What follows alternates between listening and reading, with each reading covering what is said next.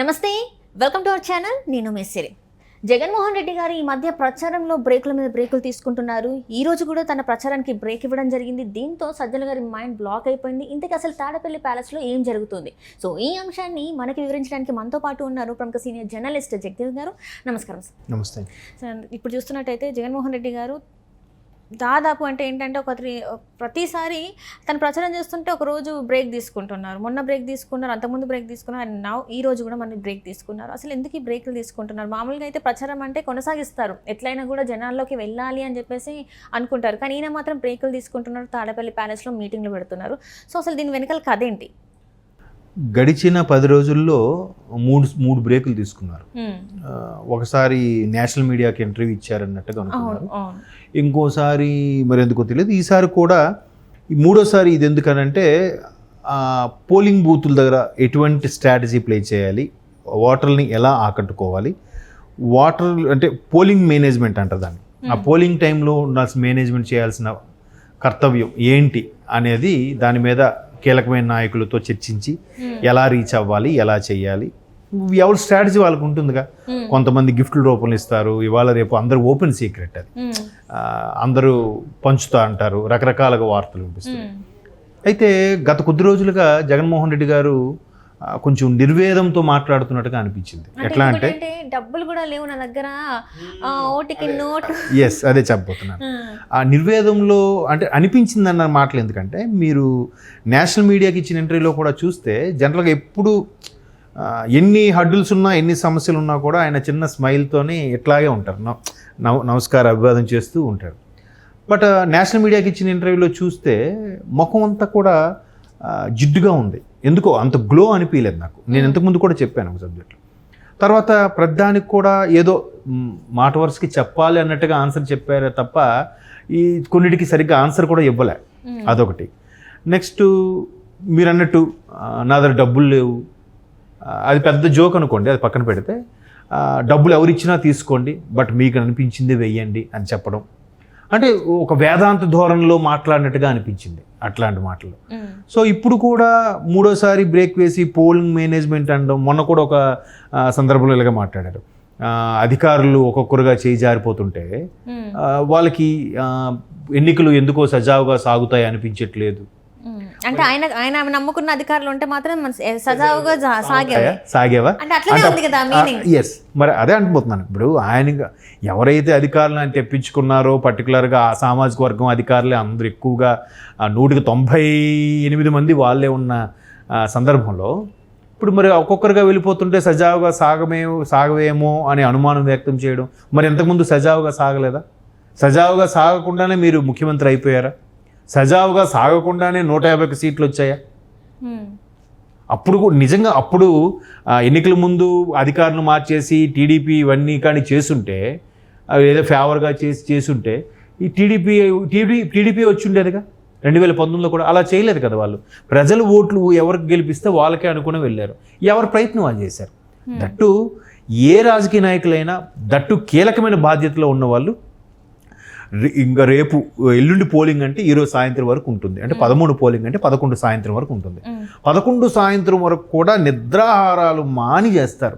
ఇప్పుడు ఏదైతే మూడోసారి బ్రేక్ ఇచ్చారో ఇంత కీ పొజిషన్లో పోలింగ్ మేనేజ్మెంట్ కోసం, అలాగే పోలింగ్ డేట్ రోజు ఏవి తీసుకోవాల్సిన జాగ్రత్తల కోసం కీలకమైన నాయకులతో చర్చించేలా ఉంది అని తాడేపల్లి ప్యాలెస్లో ఉండే శ్రేణులు మాట్లాడుకునే టాపిక్ ఇది.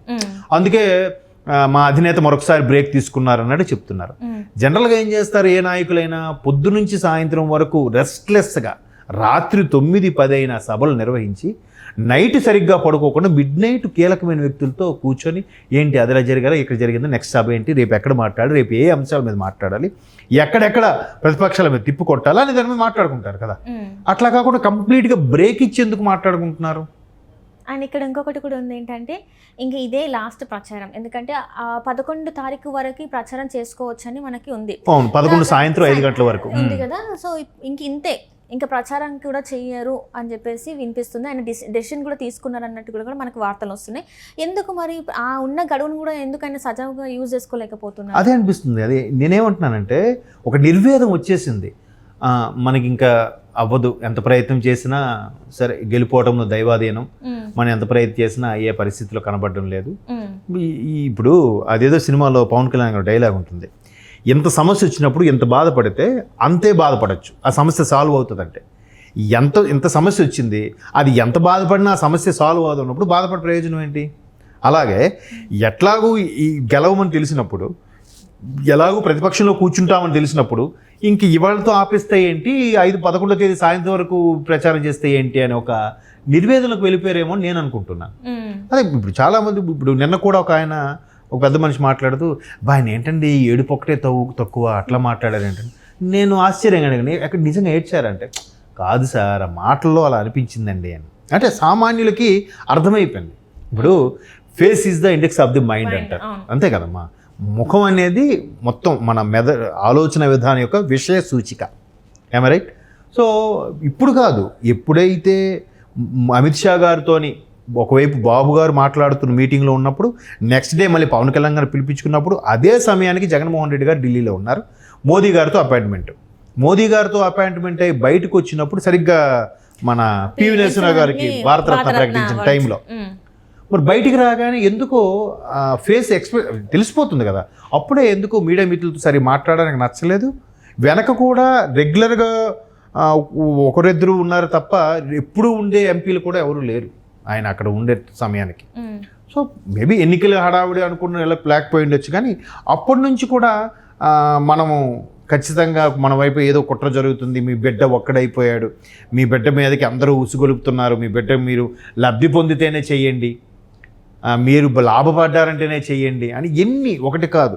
దానికి మళ్ళీ ఎట్లా క్రియేట్ చేశారు, వైజాగ్ క్యాన్వాసింగ్కి వెళ్ళినప్పుడు కూడా మీరు ఖచ్చితంగా బీజేపీకి తక్కువ సీట్లు రావాలని కోరుకోండి, మిగతా మనకు వస్తే అంటే వీళ్ళు కూటమిలో ఉన్నారనే విషయం కూడా మర్చిపోయి, ఏది టీడీపీ జనసేన కూటమిలో ఉన్నాయనే విషయం కూడా మర్చిపోయి, మనకు కానీ ఎక్కువ వస్తే మరలా బీజేపీని పాముకోనో లేదా బతిమాలుకోనో అట్లో వెళ్ళిపోదామనే ఆలోచన ధోరణిలో ఉన్నారంటే ఎంత నిర్వేదము, ఎంత నిరాశల్లో ఉన్నారో ఒకసారి అర్థం చేసుకోవచ్చు, అంతే కదా.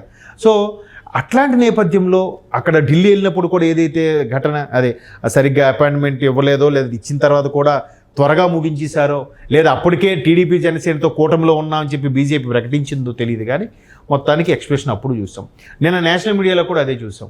ఇప్పుడు మీరు చెప్తున్న దాని ప్రకారం చూస్తుంటే ఇంకా 11 సాయంత్రం వరకు, అంటే ఈరోజు 8-9 తేదీలో ఉన్నాం, ఇట్లో ఉన్నాం, అంటే ఇంకా 8 వదిలేస్తే 9, 10 3 రోజులు ఉంది. 3 రోజుల్లో నాకు తెలిసి కనీసం తక్కువ 6 సభలే నిర్వహించుకోవచ్చు, 6 నియోజకవర్గాల్లో 6 సభలు నిర్వహించుకోవచ్చు, అంతే కదా.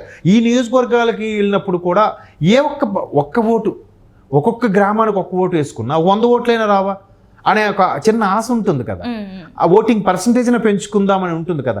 అలాగ లేకుండా మళ్ళీ బ్రేక్ ఇచ్చేసి కీలకమైన టైంలో పోలింగ్ రోజు అనుసరించాల్సిన వ్యూహాన్ని 12వ తేదీ కూడా చేసుకోవచ్చు కదా, మధ్యలో ఒక రోజు గ్యాప్ ఉంది కదా.